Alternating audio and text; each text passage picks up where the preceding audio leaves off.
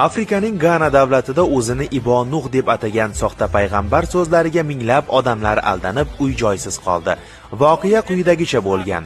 Ganada o'zini go'yoki payg'ambar deb atagan shaxs 25-dekabr kuni dunyoni katta suv bosishi haqida vahiy olganini da'vo qilib, bir nechta kema qurgan va shahardoshlarning ko'p qismini bunga ishontirgan. Avvaliga aholi buni oddiy masxarabozlikka o'xshatgan, biroq bu yolg'onga ishonganlar soni ortgach, boshqalar ham qo'shila boshlagan.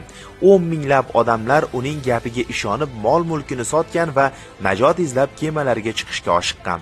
Bugun 25-dekabr. Dunyoning hech qayerda suv toshmadi yoki ofat kelmadi.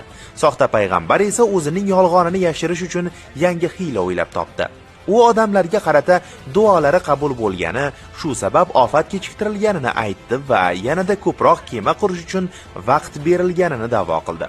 Hodisa jamoatchilik orasida keskin muhokamalarga sabab bo'lmoqda.